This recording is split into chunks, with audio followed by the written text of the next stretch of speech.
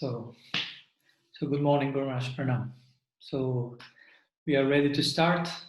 So welcome. I don't know if you would like to receive the first question. Yes. What is the question? Okay. So first question will come from the devotees in Bulgaria. Udava asked the question, so we invite him to activate the microphone. Haribol, Gurudev, can you hear me? Sí. Yes. Good morning. Es en español, pero como quieras.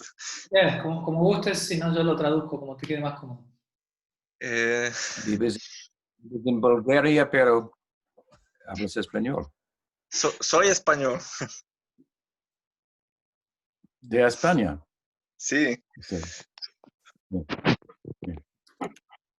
Ok, ¿qué es la pregunta?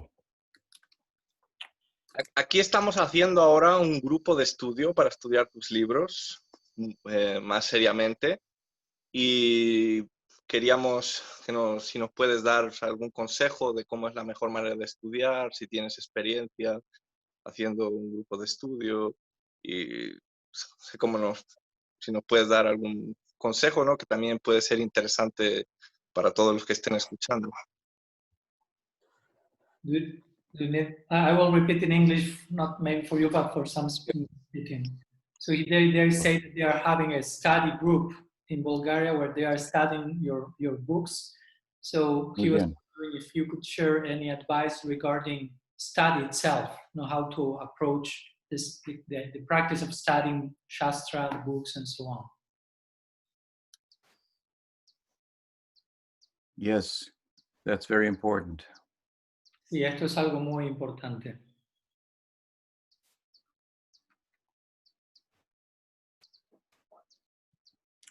It's stated at the end of the Bhagavad Gita. Al final del Bhagavad Gita se declara that one who studies the Gita and inside out, upside down, backwards and forwards, and so forth, engage in jnana yagya, the sacrifice of involving acquisition of knowledge. Entonces dice, aquel que estudia el Bhagavad Gita, en este caso de arriba abajo, de izquierda a derecha, en todas las direcciones, uno se ocupa en yajna, o el sacrificio que implica la adquisición de conocimiento. And he goes on to say that in turn, one who explains it to the devotees is, of course, very dear to him. ¿No? Y luego Krishna continúa diciendo que aquel que explica esto a los devotos es alguien muy querido para él.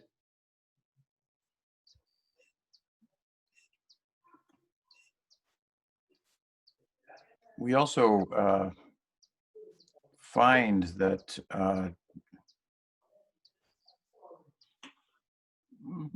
the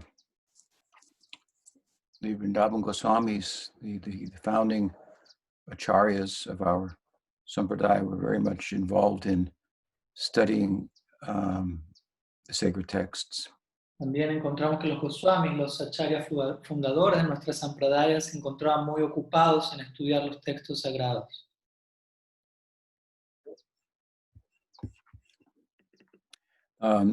Narottam Thakur, Srinivas Acharya, has described them in this way, that they comprehensively studied the sacred texts, and that with a motive to,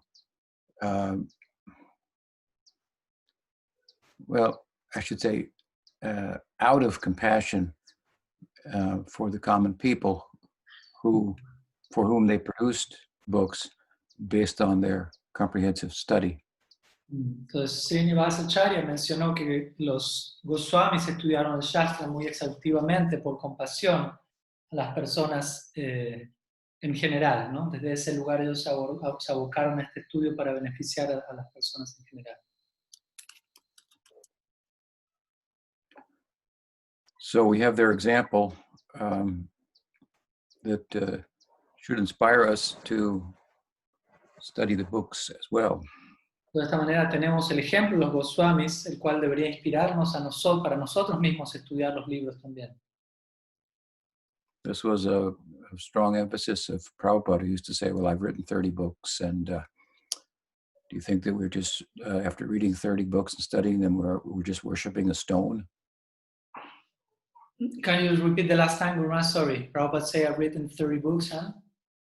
You would say, yeah, we have 30 books that we've written and we study and so forth, and do you think, he's speaking to the common people, that after studying 30 theological and philosophical books, the conclusion is that we worship a stone only? Ok.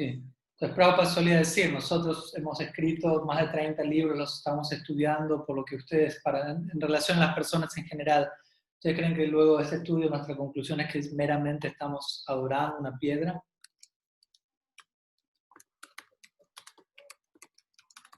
So,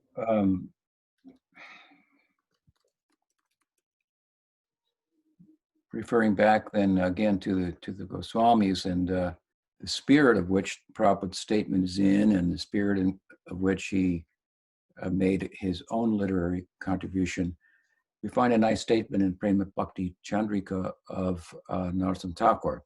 Y además de esto que Prabhupada ha dicho, que es de gran instrucción para nosotros, también encontramos una instrucción muy valiosa en los escritos del Prem Bhakti Chandrika, compuesto por Narottam Das Thakur. There he glorifies his Siksha gurus, who may be also referred to as our Shastra gurus, the founding acharyas of the Sampradaya, because they've taken, as I said before, from the main body of sacred texts and given us our Bhakti Shastras for Gaudiya Sampradaya.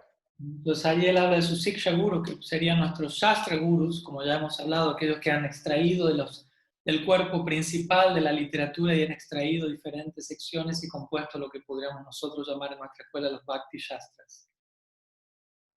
There, Narottam says, Prem Bhakti Riti Jata Nija Grante Subekata Likiyachi Dui Mahashai. Dui Mahashai means the two great souls, Rup Sanatan. Entonces aquí en esta línea que Narottam Das Thakur menciona, al final concluye diciendo Dui Mahashai, que significa, se refiere a dos grandes almas, en este caso indicando a Sri Rupa y Sanatan. Likiyachi means that it refers to their writing. So these two great souls wrote Prem Bhakti Riti Jata, about the ways of Prem Bhakti. Entonces, básicamente lo que dice en esta línea es: estas dos almas escribieron acerca de las olas del Prem Bhakti. And he uses a nice word here, Prema Bhakti Riti. Riti means the way. So they taught the way of bhakti, but Riti has a number of different meanings. It can mean sequence, it can mean type.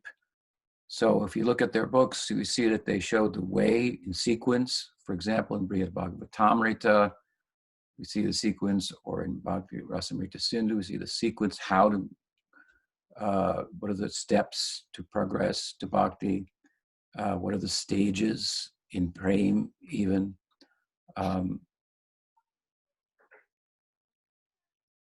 Ujjwal Nilamani, also the steps and stages regarding Madhurya Rasa.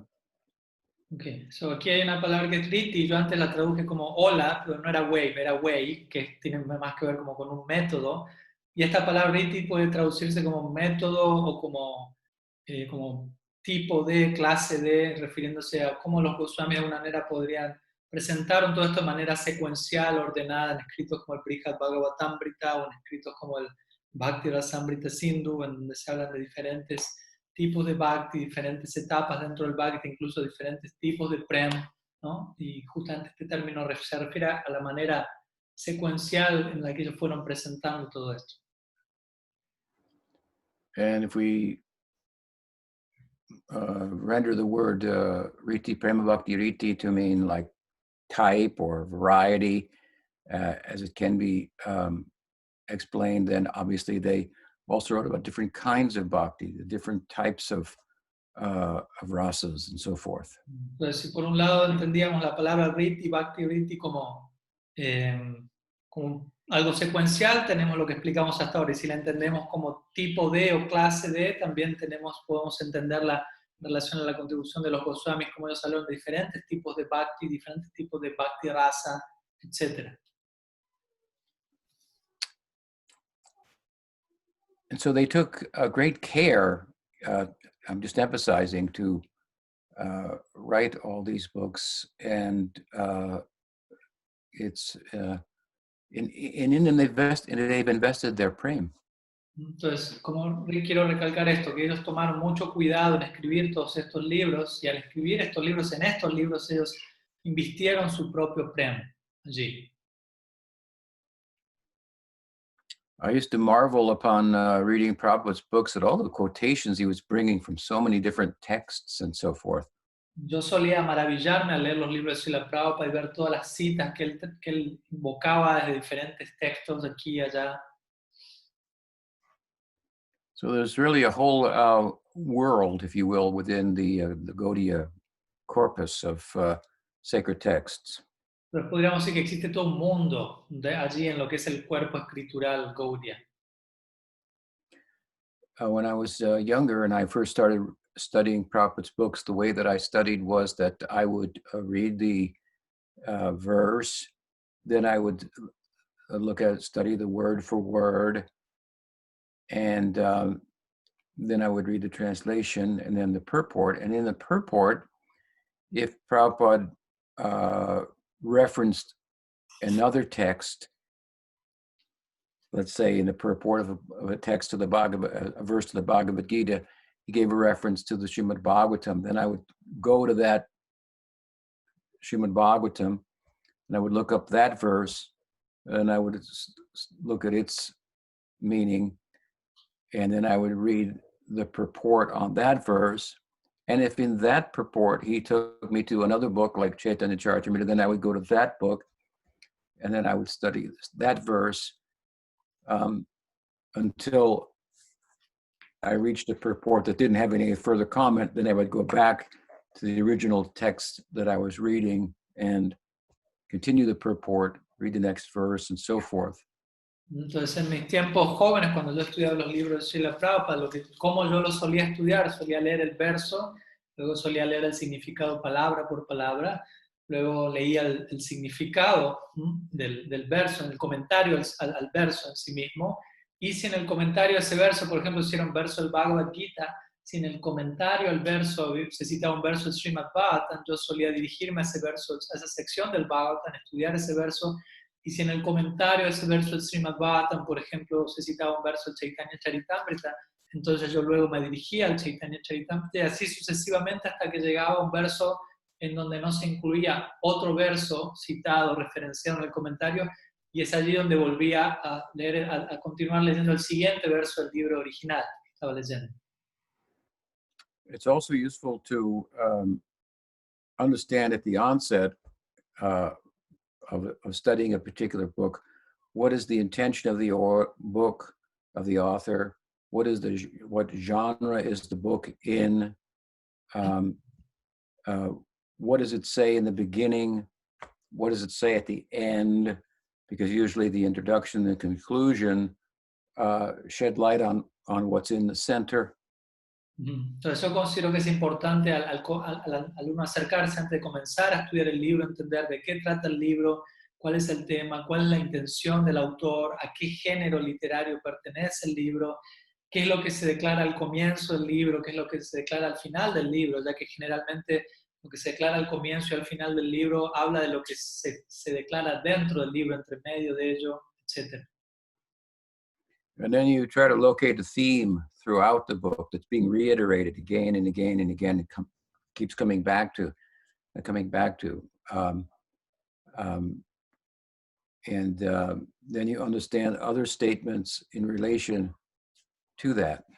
Y también algo importante es entender el tema central del libro y cómo ese tema central se mantiene apareciendo una y otra vez, reiterándose a sí mismo a lo largo del libro, y de esa manera, una vez que eso puede ser apreciado, uno puede entender otras declaraciones que haya en esa obra en el marco de ese tema central que se mantiene apareciendo una y otra vez en la obra.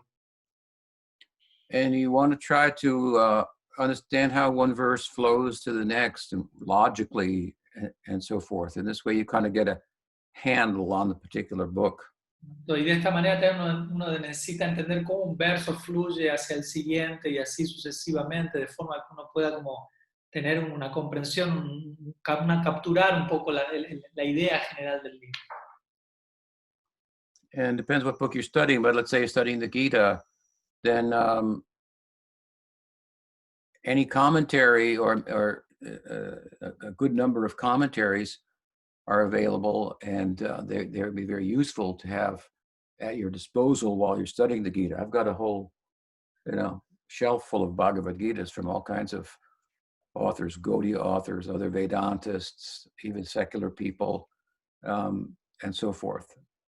Incluso también depende de qué libro uno está estudiando, pero por ejemplo si uno está estudiando el Bhagavad Gita, es importante tener toda una serie de otros, hay muchos comentarios del Bhagavad Gita, y es bueno tener todos estos diferentes comentarios a disposición de uno a la hora de uno estar estudiando un comentario en particular para uno consultar. Lo mismo aquí tengo prácticamente todo un estante únicamente lleno de comentarios del Bhagavad Gita, de autores Vaishnavas, de autores no Vaishnavas, seculares, de diferentes líneas. So those are some thoughts. Does that help? Estas son algunas ideas al respecto, no sé si son de ayuda.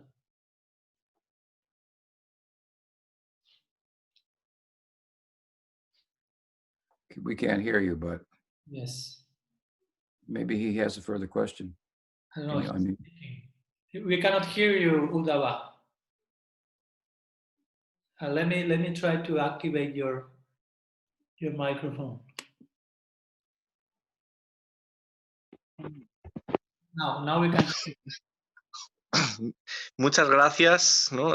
La respuesta ha sido bastante compleja y muchos puntos va a ser todo un trabajo, ¿sabes?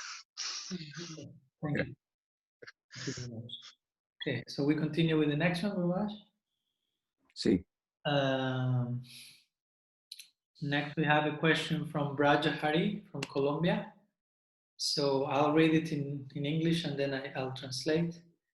He says, I have read your explanation on the words Parambijayate, which appears in the first verse of Sikshastakam, where you speak about an exclusive adherence to Sri Krishna Sankirtan, forgetting any other path.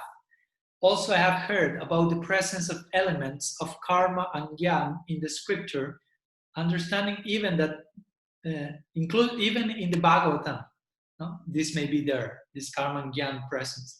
And regarding this, my question is the following.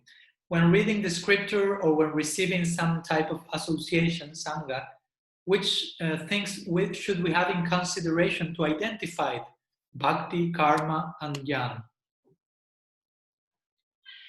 Is he asking how to identify what's Gyan, what's Karma, and what's Bhakti?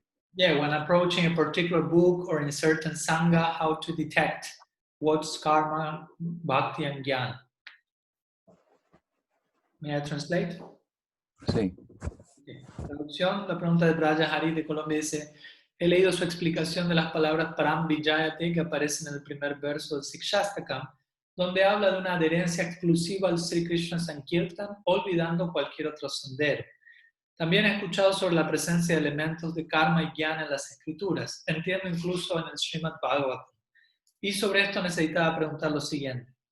Al leer las escrituras o recibir alguna asociación, ¿qué se puede tener en consideración para identificar bhakti, karma y jnana?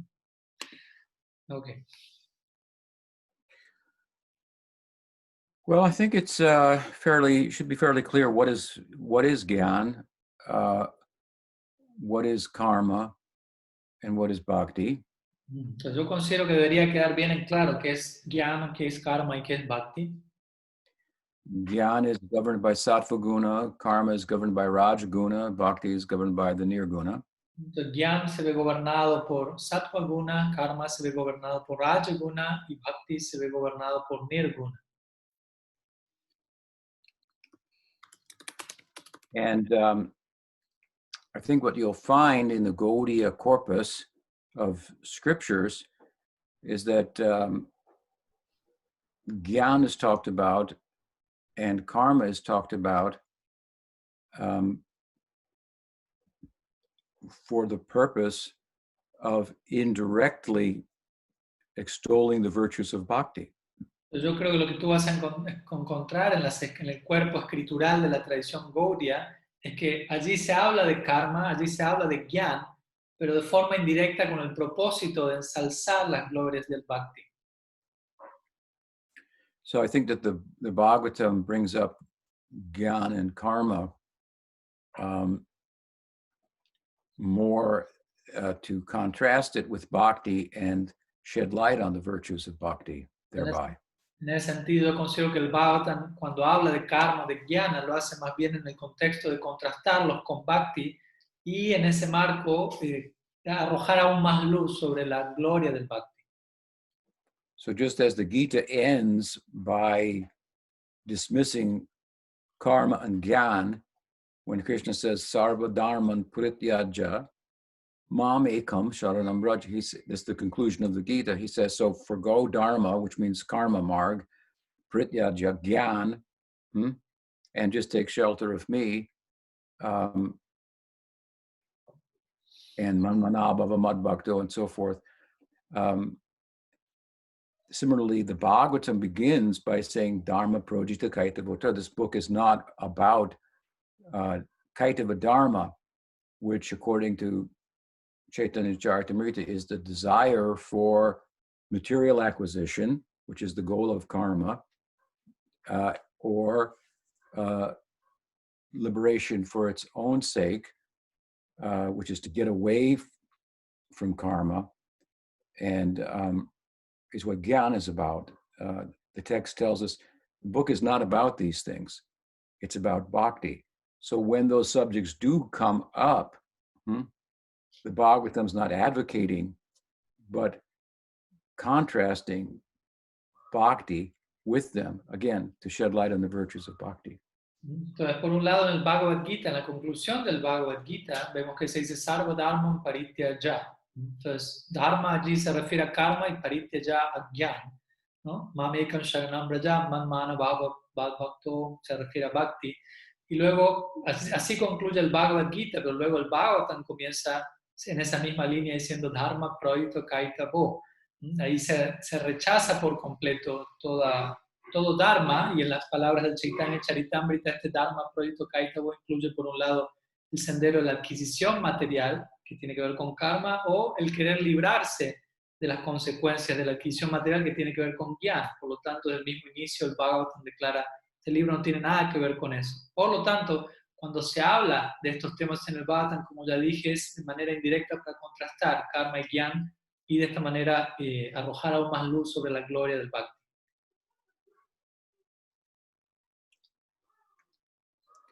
Karma is about acquisition of things, and gyan is about getting away from things. El karma tiene que ver con adquirir cosas y gyan tiene que ver con sacarse encima cosas. Pursuing things that don't endure will not bring us enduring happiness. El perseguir cosas, objetos que no perduran, no nos va a conceder una felicidad duradera. And our attachment to them, when they cease to exist or fall from our grasp, will bring us sorrow. Y en nuestro apego a esas cosas, cuando esas cosas se vayan de nuestras manos, por decirlo así, nos va a generar aflicción. And that insight is what we call gyan. ¿No? Y tener esa realización es lo que llamamos gyan. So where there's gyan, there's not karma. Where there's karma, there's not gyan. Allí donde hay gyan no hay karma, y allí donde hay karma no hay gyan.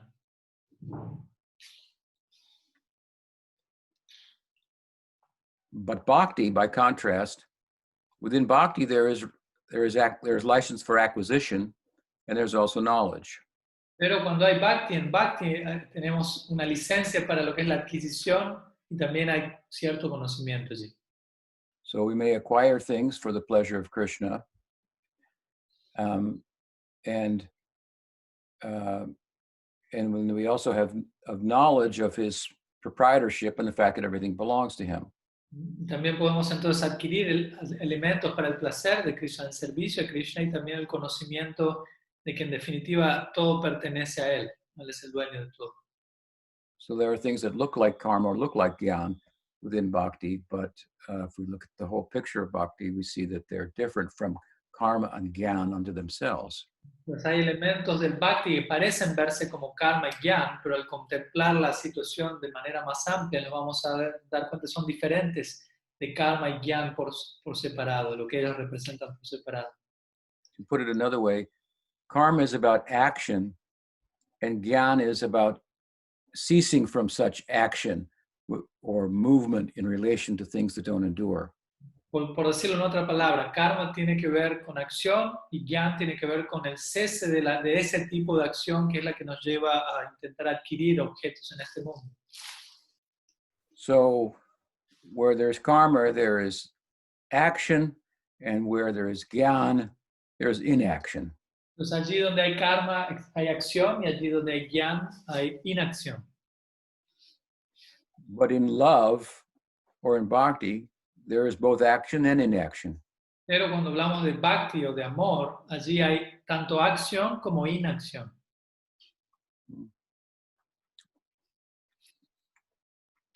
Karma and gyan are like two streams coming from the Himalayas that will never reach the ocean unless they connect with the Ganga, which is bhakti.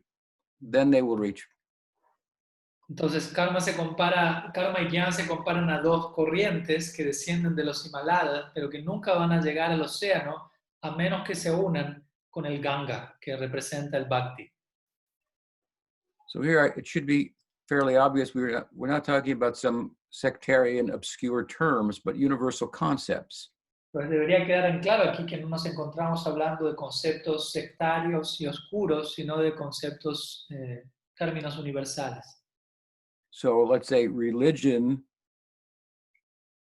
engaged in for the sake of acquiring things is a kind of bhakti covered by karma. Por ejemplo, si uno se ocupa en religión, una actividad religiosa con el propósito de adquirir cosas, es un tipo de bhakti, pero cubierto por karma. And a spiritual life engaged in for getting away from the problems of material attachment is a kind of bhakti covered by gyan. La práctica espiritual en la que uno se ocupa queriendo liberarse de los problemas que surgen del apego es un tipo de bhakti cubierto por gyan en ese caso. But again, there is movement and there is knowledge in bhakti. So, for example, knowledge of who is Krishna, what is his form, what is the nature, what are his qualities, what is the nature of his different shaktis, and so forth. This is knowledge within bhakti. So that's sambandha gyan, we call it. That we want.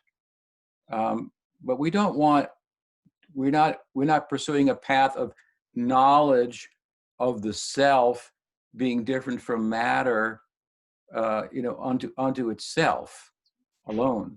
Entonces, en bhakti That kind of gyan, that kind of path, which is a yearning for liberation, that we reject. Entonces, en Bhakti existe un movimiento y existe un tipo de conocimiento. El conocimiento de quién es Krishna, cuál es su forma, cuáles son sus lilas, cuál es su Shakti. Todo es un tipo de conocimiento que llamamos Sambandha Gyan. Entonces, es un tipo de conocimiento dentro del Bhakti, pero el otro tipo de conocimiento que no cultivamos es en el que nos vemos a nosotros únicamente como separados del cuerpo y no estamos considerando conocimiento en relación a Krishna, sino que es más bien un conocimiento que apunta a la liberación. Ese tipo de gyan, ese tipo de conocimiento es el que se rechaza en el Bhakti. So again, you take our main text like the Bhagavatam, and you said that there's gyan karma in Bhagavatam, but I cited the beginning of Bhagavatam. It says it's not about gyan, it's not about karma. They may be mentioned, but only to shed light indirectly on bhakti by contrasting them with bhakti. Entonces, como tú mencionas, ¿no? En nuestro texto principal del Bhagavatam hay gyan, hay karma, pero como acabo de citar, en casi el primer verso del Bhagavatam se menciona que esto es rechazado por completo, por lo tanto se menciona karma, se menciona gyan, pero como dije indirectamente para contrastar esto con bhakti y de esta manera ensalzar aún más la gloria del Bhakti. And of course, we should read the Bhagavatam or the Gita along with the Gaudiya Vaishnava commentaries. Y por supuesto nosotros deberíamos estudiar el Bhagavatam o el Bhagavad Gita junto con los comentarios de los Gaudiya Acharyas. So does that help? Does that bring up any other further questions for you? Or Entonces, ¿es de ayuda eso? No sé si mi respuesta genera alguna otra pregunta en relación a ello que quieras presentar. Braja Hari, no sé si estás allí, si se entiende, alguna otra pregunta extra si quieras. Envié para activar el micrófono si quieras o enviar por texto, no sé si está allí. Yes, he told that it was of help. It's okay. Thank okay. you very much. Okay, we go to the next question.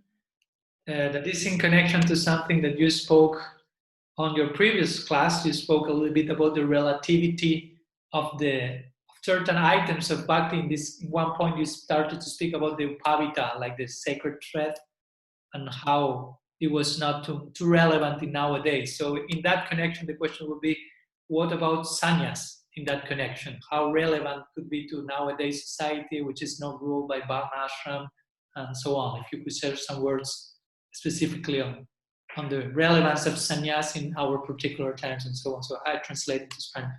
La pregunta básicamente tiene que ver con algo que Srila Tripura además habló en la clase anterior, cuando mencionó acerca del upavita o el cordón sagrado como siendo un elemento relativo que no es muy relevante en los tiempos actuales, en nuestra sociedad que no se rige por el Varna Ashram. Por lo tanto, la pregunta es en esta misma línea, si podría compartir algunas ideas en relación a qué tan relevante es la orden de sañas en nuestros tiempos actuales, siendo que también no nos encontramos en una sociedad regida por el Varna Ashram. Yes. Well, I think there's a significant difference between a renounced order, in this case, sannyas, and a religious detail. In that case, the upavitra. Yo creo que en este caso... Maharaj, you there? Sorry? Go ahead. Yeah.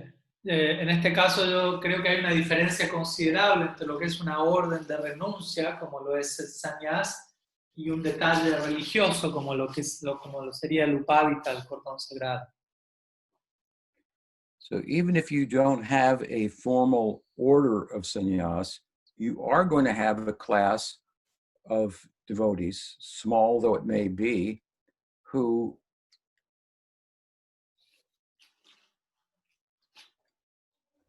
have attained a significant level of renunciation as a result of their bhakti, and they're going to stand out as a result of that.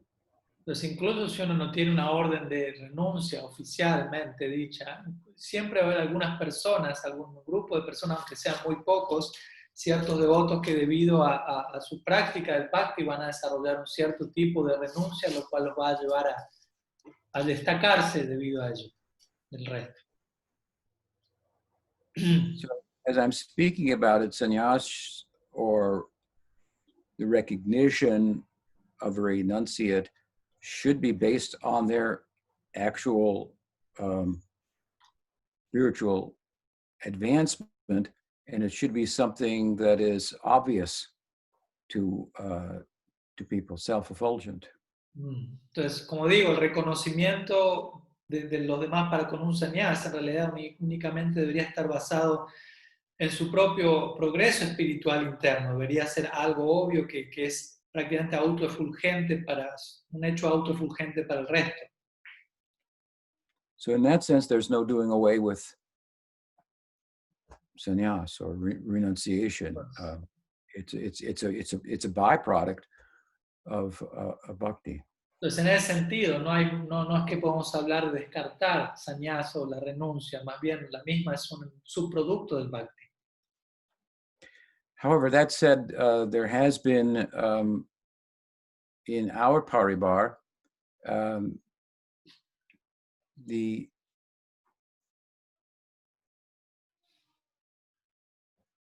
giving of the sannyas order to men largely for the sake of teaching, and sometimes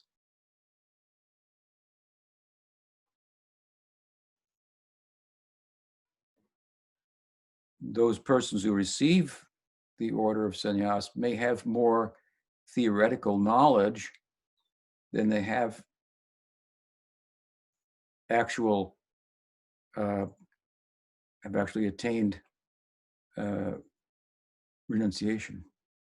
Entonces, ahora habiendo dicho eso, nuestro parivar en particular, la orden de sannyas se ha entregado principalmente a varones con el propósito de diseminar la enseñanza de la enseñanza y en ese caso la mayoría de ellos podríamos decir que tenían más conocimiento teórico de la enseñanza que, ¿cómo decirlo?, que la realización interna que idealmente debía acompañarlas.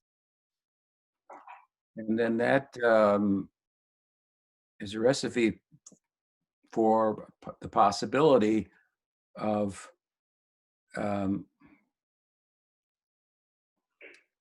a less than desirable example in the name of sannyas, which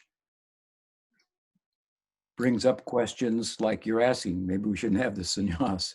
Pues, ese tipo de casos es una receta para situaciones no muy deseadas, en donde en el nombre del sannyas ocurren cosas que uno no hubiera preferido que ocurra, y todo eso lleva a preguntas como la que se están haciendo aquí, como diciendo, o como más que preguntas, pensar, bueno, deberíamos descartar por completo el sannyas. Bhaktivinoda Thakur made his statement or wrote somewhere, I can't remember where, but that sannyas should only be taken by those who have bhava.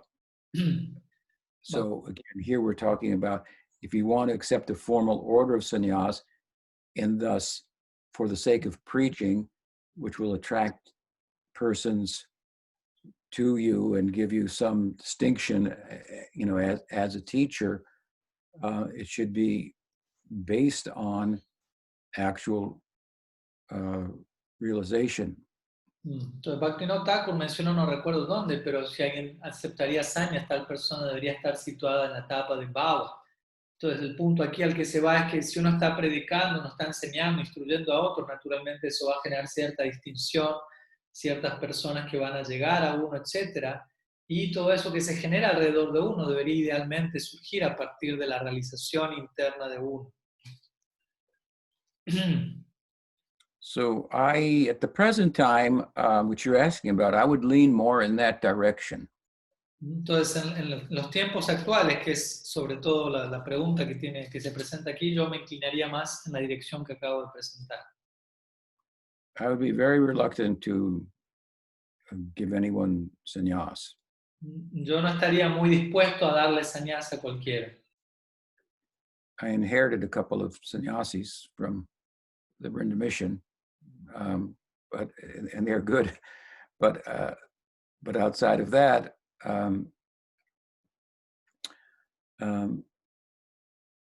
I think it would be better that to be very conservative in that regard.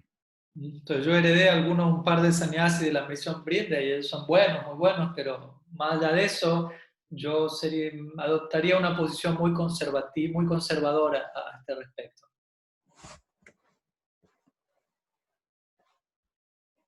Does that help? Okay. Yes, very well. Thank you very much. So we have some question here. Let me see, 1 second. I should mention also in this regard that Padmanabh Maharaj and Vaishnav Maharaj, I spoke with them about this at some length, and they were both more than willing to give up the sannyas and just be brahmacharis if I so desired, or to become babajis if I desired, or whatever I wanted. So. También a este respecto, yo querría mencionar que en su momento Vaishnav Maharaj y Padmanabh Maharaj hablaron conmigo y ellos estaban dispuestos si yo lo deseaba, a permanecer como brahmacharis o a adoptar babaji, lo que sea que yo considerase mejor, ellos se abrieron a esa posibilidad. But I chose to reinforce their status as sannyasis. Yo personalmente considero mejor que puedan como reafirmar su posición, su estado como sannyasi, que mantuviesen esa orden ellos. Okay, what else? Yes. One second.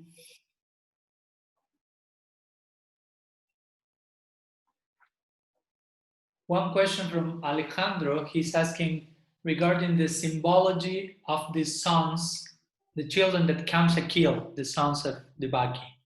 No? The what? The children of Devaki that were killed by Kamsa.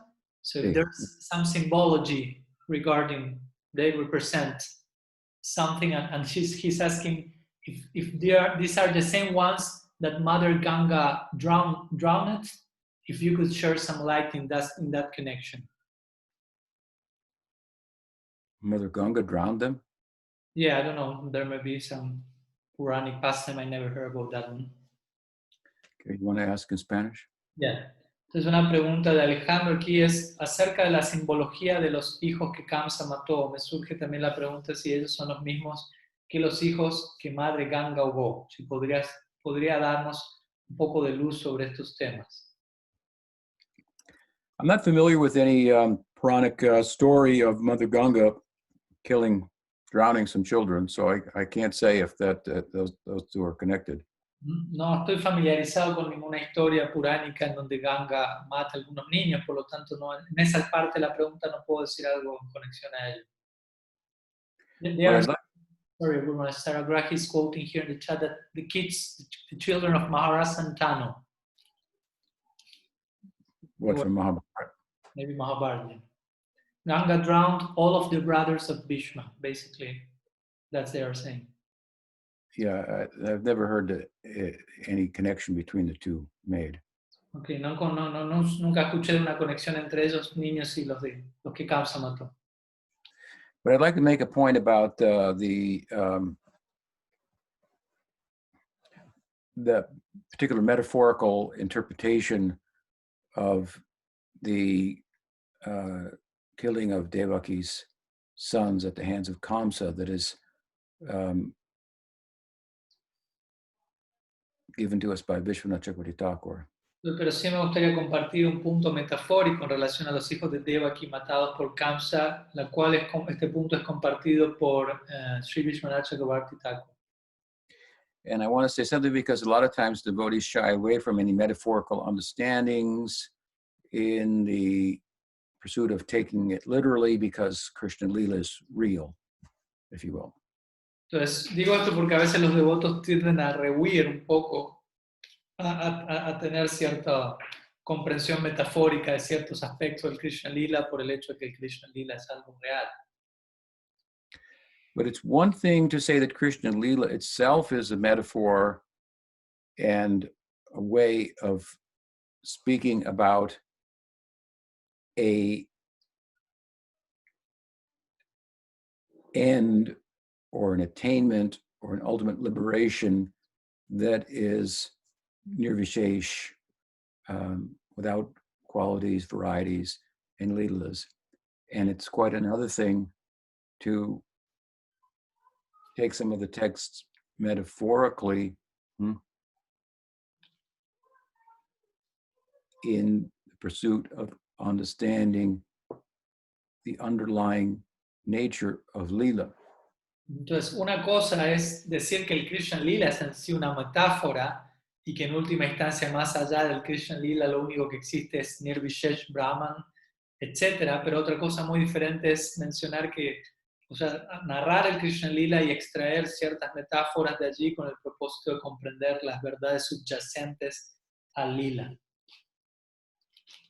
If someone is moving under the influence of Krishna's Swarup Shakti, then they may come up with many different interpretations of the Leela, additions to the Leela, ways of talking about the Leela, and so forth. But if they conform with Siddhanta and fall within the parameters of Rasa Tattva, then they're useful, meaningful, and real. Entonces, si alguien se encuentra bajo la influencia, moviéndose bajo la influencia del Swarup Shakti, tal persona va a traer diferentes enfoques, interpretaciones, adiciones al Bhagavatam, pero si todo esto encaja dentro de los parámetros del Siddhanta y del Rasa Tattva, todo eso va a ser algo favorable, algo significativo y algo real. When various poets wanted to offer poetry in praise of Mahaprabhu, they would give it to Sarup Damodar, and then he would examine it if it was correct in terms of Siddhanta, and if it did not contain rasabhas, then it would be accepted and offered. Entonces, cuando diferentes poetas le solían traer ciertas poesías y ofrendas a Mahaprabhu, estas serían primero examinadas por Swarup Damodar para ver que las mismas no contenían diferentes tipos de apasiddhanta o rasa basa, y si todo estaba en su lugar, solo allí recién ello era ofrecido a Mahaprabhu. So what I'm doing in terms of speaking like this is softening, if you will, the literal understanding of the text that some devotees have, that becomes very black and white and objective and problematic for actually understanding the nature of Leela and the way in which under the Swarup Shakti life goes on in the Paravyam. Entonces, lo que yo estoy haciendo al hablar de esta manera es tratar de alguna manera de ablandar un poco, ¿no?, el entendimiento literal del lila, en donde algunos devotos pueden pensar del lila únicamente en términos de blanco y negro, lo cual no va a ser algo favorable para ellos comprender la dinámica del lila y la forma en la que el Swarup Shakti se mueve y el lila se va desarrollando. So I realize this is not directly related to the question you're asking, but it just comes up given the story that you're talking about and how it's been explained. Todo esto no es una respuesta directa a lo que estás preguntando, pero está relacionado a la historia que está en el marco de lo que tú estás preguntando. In other words, aside from the fact that the Devaki's sons were killed and they're said to have the previous lives were such and such and such and such and so on, Vishwanath also refers to the whole incident. Bhakti is the womb of Devaki, and her fear of Kamsa, who killed her sons, is the healthy fear within Bhakti of avoiding sense gratification, and so on and so forth. This is an allegorical kind of explanation of the Leela. Entonces, más allá del punto de la respuesta en sí, que uno podría decir estos niños eran en su vida pasada hijos de tal, hijos de tal, hijos de tal, Vishwanath Chakravarti Thakur, por ejemplo, presenta todo esto de una forma alegórica, mencionando Devaki representa Bhakti, y en ese vientre del Bhakti es Krishna es que nace, y el temor que Devaki tiene de Kamsa es el sano temor de un devoto, de todo aquello que es desfavorable al Bhakti, y de esta manera él presenta todo este tipo de interpretaciones alegóricas al respecto. But it's an allegorical explanation that helps us to gain standing in Bhakti, that we might attain Leela Seva. Entonces son aspectos alegóricos, representaciones alegóricas que nos van a hablar de diferentes aspectos de nuestra práctica del Bhakti que entendidos nos van a transportar al reino de Leela Seva. It's not an allegorical explanation of the Leela that causes the Leela to evaporate and disappear in terms of a goal. Entonces no es una explicación alegórica del lila de tal manera que hace que el lila se evapore y desaparezca en relación a la meta última. Okay, what else? Okay. Here Kriparam is adding to what you mentioned. He comments that in one lecture, Srila Bodhaya Maharaj explained that the sons that comes kill were aspects of our ego that we had to eliminate so Krishna may be born in our heart, something similar. Very good. Okay. So. Muy bien. Okay. So we have one more question from Jakira Curbelo Perdomo. She's saying, Scripture recommends swamis that they should not reveal certain topics to those who are only acting with material interest, but only to those who show some pure devotion for Krishna.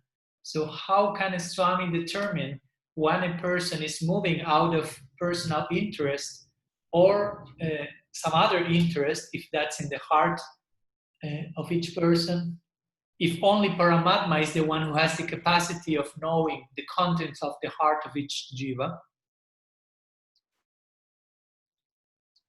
I translate.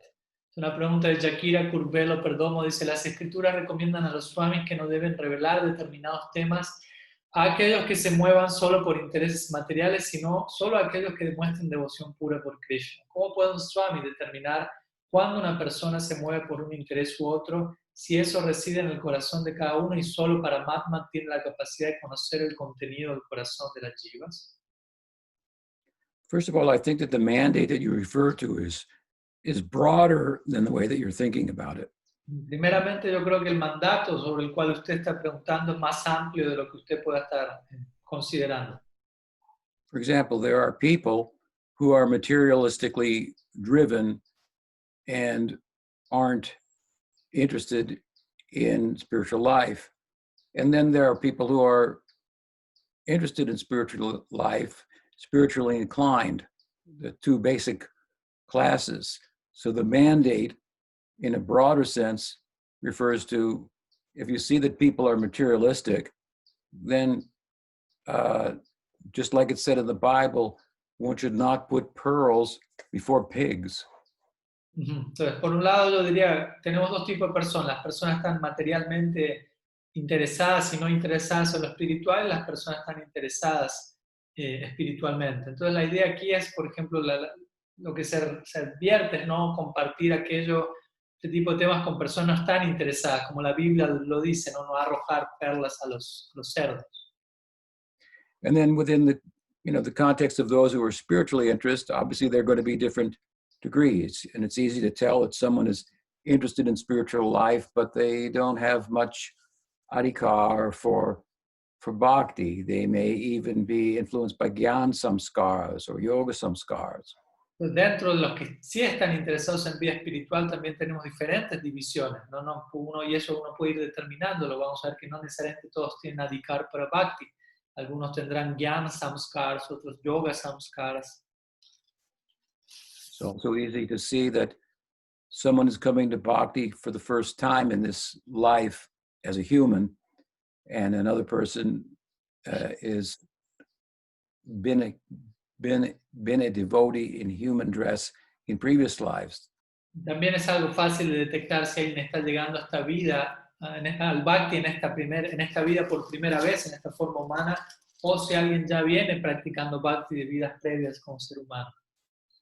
This can be ascertained by the student's ability to understand theological ideas and the enthusiasm or lack of with which they participate in their in sadhana bhakti. Todo esto puede ser determinado al ver qué tanta comprensión ellos tienen de las ideas teológicas de la escuela o con qué tanto entusiasmo ellos se ocupan en sadhana bhakti. So the teacher, the guru, will teach them, share with them teachings accordingly, again, based on the level of their eligibility and progress. El guru, el maestro, va a compartir las enseñanzas con ellos en conformidad, acorde a la capacidad que ellos tienen, ¿no?, de poder recibir esa enseñanza.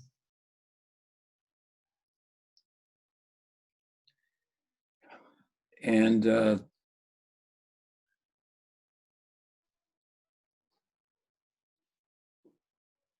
beyond that, I think that it's important to note that in Chaitanya Charitamrita, it's mentioned that the Paramatma, who you refer to, is manifest externally as the Mahant, as the teacher, the guru, the sadhu. Yo también considero importante de mencionar cómo en Chaitanya Charitamrita se me habla de Paramatma, que tú también lo mencionas en la pregunta, y cómo Paramatma se manifiesta externamente en la vida del practicante en la forma del Mahant, del Guru, del Sadhu. Doesn't mean that he knows everything, that he has the same kind of omniscience as the Paramatma. ¿no? Pero esto no significa que dicho guru lo conozca todo, que tenga el mismo tipo de omnisciencia que Paramatma posee. But the ability to understand the motives of a student should be clear to him, and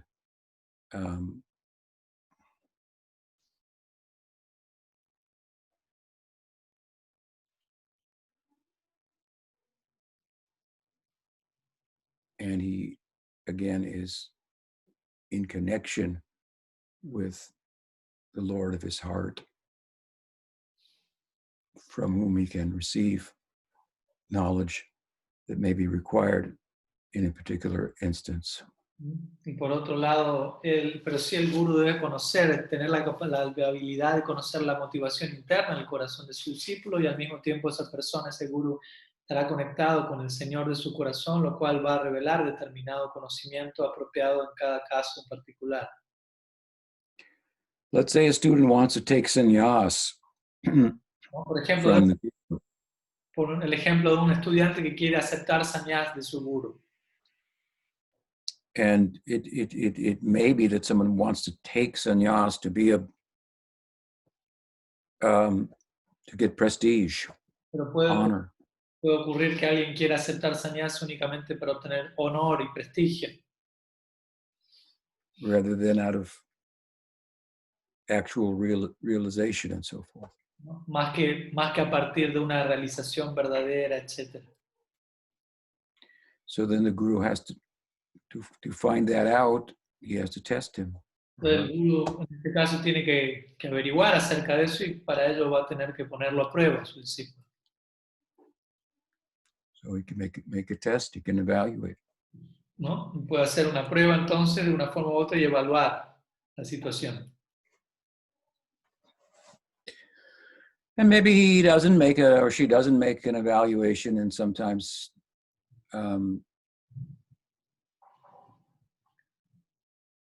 shares insights that the student won't take advantage of, and that's unfortunate. That may happen sometimes. Y si eso no ocurre, él puede compartir otra variante, compartir ciertas realizaciones en relación a las cuales el estudiante no es capaz de tomar ventaja, no tiene esa capacidad, y eso puede generar un resultado desafortunado, y eso acontece a veces también. But the likelihood of that is to occur is more in a big organization,